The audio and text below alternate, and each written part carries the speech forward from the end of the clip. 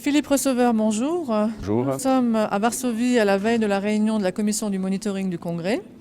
Vous avez répondu positivement à l'initiative de la délégation ukrainienne afin d'organiser un échange avec la délégation polonaise. Pouvez-vous nous dire dans les grandes lignes quel est l'objectif de cette rencontre ? Tout d'abord, c'est une belle initiative qu'il s'agit de souligner ici, que de vouloir ce contact en marge de la commission de monitoring qui va tenir sa session demain, qui est issue de la délégation ukrainienne et dont le but est de procéder à un échange de vues politiques sur les situations respectives, puisque je vous le rappelle, nous sommes ici pour nous livrer à nos travaux, mais aussi pour prendre part aux festivités liées à la charte de l'autonomie locale qui fête ses 30 ans cette année, ici en particulier en Pologne, et l'expérience polonaise est de tout premier intérêt pour le voisin ukrainien, n'en doutons pas.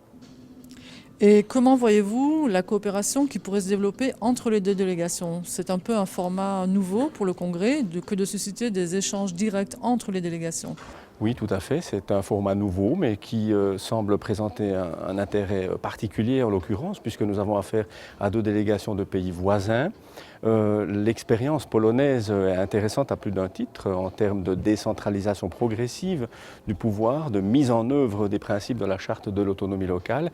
Et à n'en pas douter, la bonne pratique polonaise est de première utilité, de premier intérêt pour le voisin ukrainien, qui est demandeur aussi dans cette direction-là, puisque récemment encore, la constitution ukrainienne a été amendée dans le sens de permettre une meilleure décentralisation des territoires. On pense en particulier aux territoires situés à l'est du pays. Et vous avez évoqué à l'instant les 30 ans de la Charte européenne de l'autonomie locale. Selon vous, quels sont les principaux défis qui restent à réaliser ?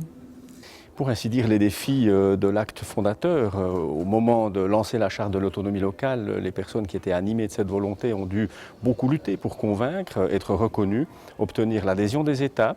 Et aujourd'hui, nous sommes peut-être à un moment d'un cycle où certaines remises en cause, remises en doute ont lieu de part et d'autre dans certains États membres, qui sont des signaux inquiétants, au moment où d'autres décident clairement d'emprunter ce chemin avec détermination, de sorte qu'il n'y a pas de moment plus facile qu'un autre. Je pense que 30 ans après, la pertinence de ce document est toujours démontrée, l'intelligence de son dispositif et la nécessité qu'il satisfait sur ce plan-là par rapport à la démocratie locale reste toujours d'actualité, mais nous fait aussi quelque part le clin d'œil que rien n'est jamais acquis dans ce domaine-là, que nous devons y travailler année après année, et ce n'est pas un dernier anniversaire, c'est un pointage intermédiaire, je dirais.